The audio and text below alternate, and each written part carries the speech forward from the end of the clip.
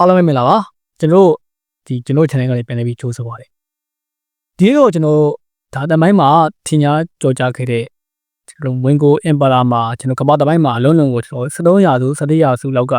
ထင်ရှားကြော်ကြားခဲ့တဲ့ဝင်ကို Empire ရဲ့ခေါင်းဆောင်ကြီးကြီးခံရဲ့အကြောင်းနဲ့ကြီးကြီးခံရဲ့လောရက်တွေကြီးကြီးခံရဲ့ကျွန်တော်တမိုင်းတွင်တဲ့လောရက်တွေကိုတင်ဆက်ပေးမှာဖြစ်ပါတယ်ကြီးကြီးခံကဘယ်လိုလောရက်တွေကိုကျွန်တော်လုပ်ခဲ့ရလဲဆိုတာသိချင်ရင်ကျွန်တော်ရာဇဝင်တွင်နဲ့မင်းမရဲ့အကြောင်းသိချင်နေဆိုရင်တော့ကျွန်တော်ဗီဒီယိုကိုအဆုံးထ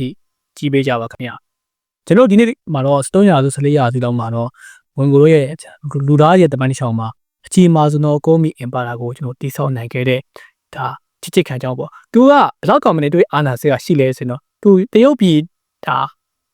်ကိုင်ယိုဒန်ဟီမွန်တာတောင်တန်းရဲ့မြောက်ဖက်ဒါတရုတ်ပြည်ကိုင်ယိုဒန်ကနေပြီးဟီမွန်တာတောင်တန်းတွေမြောက်ဖက်ထိနောက်ပြီးတော့ပါရှားနိုင်ငံအခုဆိုတော့အီရန်ပေါ့ဗျာအီရန်လို့ကျွန်တော်ပါရှားနိုင်ငံထိတောင်ဘက်မှာဆိုရင်တော့ကျွန်တော်ရုရှားရှိတယ်ရုရှားထိတူတိတ်နေအရှေ့မှာဆိုရင်တော့ကျွန်တော်ယူကရိန်းနဲ့ဘီယန်နာမြို့ထိကျွန်တော်စစ်ခံကတိမ့်ပိုက်ခဲ့တယ်ပြောမယ်ဆိုတော့အာရှဒီမကပဲနေအီရန်ဆိုတာပါရှားဆိုတာကျွန်တော်ဟွာရောက်သွားပြီအာဖရိကစက်တီရောက်သွားပြီအီရန်တို့အရှေ့အလယ်ပိုင်းဒေသထိတူတိတ်နေပြီးတော့ဥရောပဒါယူကရိန်းဆိုတာဥရောပဗျာဥရောပကဘီယန်နာထိမွန်ဂိုတို့ရဲ့အဲ့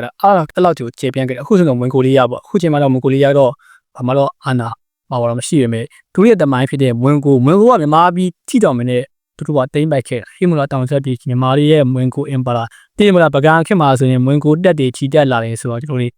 ့ကြားဖို့ကြပါအဲ့မွန်ဂိုတက်တွေရဲ့ခေါင်းဆောင်ကကြီးခံနေပြီသူကမွန်ဂိုစစ်တီတွေကဘာလဲဆိုတော့မြင်းစီအထူးကြော်ကြားခဲ့တယ်မြင်းစီအလုံးကိုကျွမ်းကျင်တယ်ဒါ1200ပြည့်နောက်ပိုင်းမှာသူတို့တက်တီကအဲ့ခေတ်ခါလုံးကဆိုတသိန်းအထိရှိလာတယ်ဗျဒါအဲ့ခေတ်ခါလုံးတသိန်းဆိုရင်ကျွန်တော်လုံးဝကိုများပြားလုံးနဲ့စစ်တီပေါ့ဗျအခုခေတ်တသိန်းအောင်နဲ့များပြားလုံးနေပြီကျွန်တော်အခုခေတ်တသိန်းအောက်ထိစစ်တပ်တွေရှိတယ်ဒါလာအိုဆိုရင်လည်းသူရဲ့စစ်တပ်ကလာအို Defense Pro ကဟိုပဲရှိရ3000ကျော်5000လောက်ပဲရှိတာဗျာပြီးတော့ကျွန်တော်အမေရိကန်စစ်တပ်တော်မနေကျွန်တော်တသိန်းစစ်တမ်းကျော်ပဲရှိတယ်အခုဆိုရင်ပြီးတရုတ်ကဆိုရင်တော့နေ့စဉ်မှာတန်းလောက်ရှိတယ်ဒီစစ်တပ်ကအခေတ်ကတော့ဆိုရင်တော့1200ခုလောက်ကစစ်တပ်က1300ရာသူလောက်ကဒီတသိန်းဆိုတဲ့စစ်တပ်ကြီးကအရန်ကိုကျွန်တော်ညာပြခဲ့အောင်တွေ့ရတယ်ဗျကြီးခံဘလို့စတင်လာလဲဆိုတော့သူကကြီးခံရဲ့စတိုင်ကသူ့ရဲ့ view ဟာပေါ့ဗျာသူ့ရဲ့technical view ကသူအရေးအတွက်အကျန်းဖန်ကြီးပဲဒါကတော့သူ့ရဲ့လက်ဆွဲ view အကျန်းဖက်သူကကြီးခံရဲ့သူ့ရဲ့နာမည်ကတီမူချင်းလို့မွေးနာမည်တီမူချင်းရဲ့ဘာသာပြန်ကတန်လိုက်တက်ဆွဲအားပြင်းထန်တဲ့ကောင်ပေါ့သူက14နှစ်အရွယ်မှာသူလူတက်ခဲ့တာဘယ်လိုတက်ခဲ့ရလဲဆိုတော့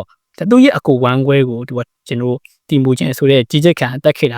သူငားတဲ့ကောင်ကိုသူစားတဲ့ချိန်မှာအဝင်ပြတ်တော့ကြတော့သူ့ကိုလှည့်ပြားပြီးတော့လက်နဲ့သူကတက်ပစ်ခဲ့တာအဲ့လောက်ထိသူရဲ့ငယ်ဘဝကစတင်ခဲ့တဲ့လူတက်မှုပေါ့ဗျာဒါဘယ်လိုမျိုးဝင်ကိုတွေရက်ဆက်ခဲ့ရလဲဆိုပြောနေဆိုရင်တော့ဝင်ကိုတွေကသူတို့ကဒါသူတို့တာလူမျိုးတွေကိုလူမျိုးတုံးတက်ဖြစ်ခဲ့တယ်။ဘာလဲဆိုတော့ဂျေဂျီခိုင်ရဲ့ဘာလို့တာလူမျိုးတွေကိုလူမျိုးတုံးတက်လာလဲဆိုရင်တော့ဂျေဂျီခိုင်ရဲ့ဖခင်ဟိုတာလူမျိုးတွေကအစိတ်ခတ်ပြီးတော့တက်ခဲ့လို့မို့ဂျေဂျီခိုင်ကငယ်ညိုးရန်ညိုးရှိရပေါ့ဗျာ။အဲကြောင့်သူကရောက်တဲ့အချိန်မှာစစ်တမ်းထေဝင်ပြီးတော့ဒါသူတာလူမျိုးတွေမှာရှိရဲ့ဒါလူမျိုးရဲ့စစ်တပ်တွေကြီးရွာတွေကိုဝမ်းပြီးတော့ဒါအားလုံးအရွယ်တဲ့ကောင်တွေအားလုံးကိုတပ်လိုက်တယ်။ပြီးတော့လူတွေရဲ့ဥကောင်းတွေကိုပရိမေထောက်ချင်းဒါလည်းဆိုတော့လူတွေရဲ့ဥကောင်းတွေကိုဖျက်ပြီးတော့ကြီးခံ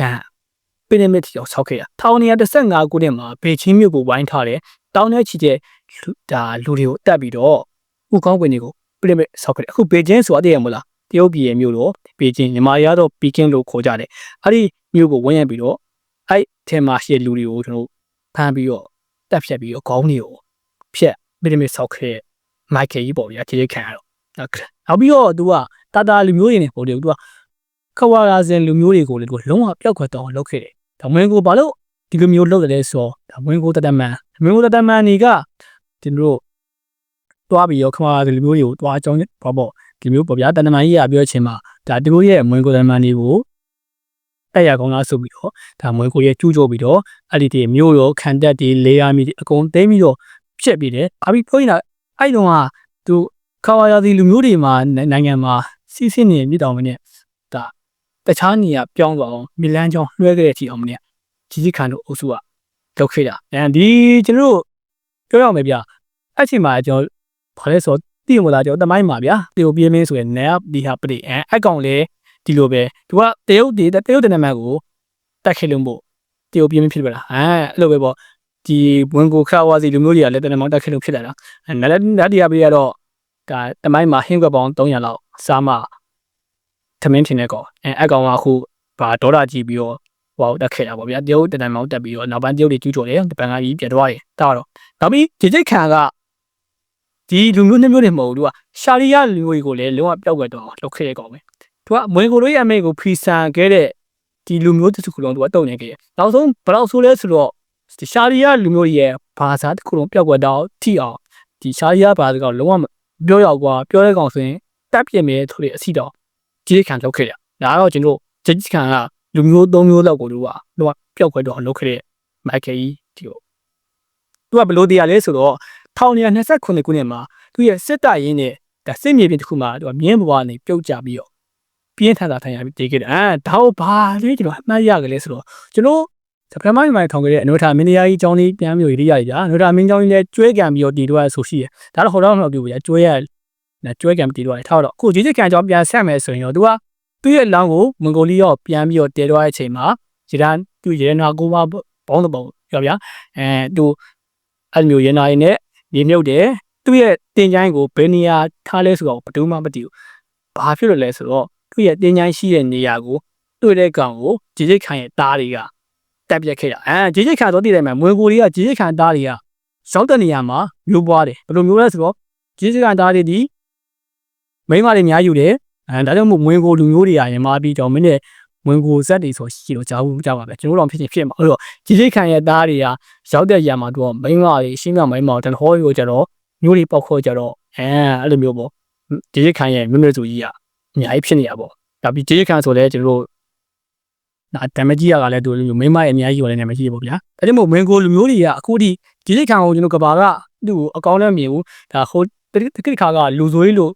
ထင်ကြတယ်ဒါပေမဲ့မင်းကိုလူရလူမျိုးတွေအမြင်မှာတော့ကြီးကြီးခံတနေ့ပြန်လာမယ်ဆိုပြီးတော့ယုံကြည်ကြတယ်သူတို့ရဲ့ကြီးကြီးအမြင့်မဲ့တဲ့ခေါင်းဆောင်ကြီးတနေ့ကြာရင်မင်းကိုလူရဆိုရင်နိုင်ငံကြီးကိုပြန်ပြီးဥဆောင်မယ်ဆိုပြီးတော့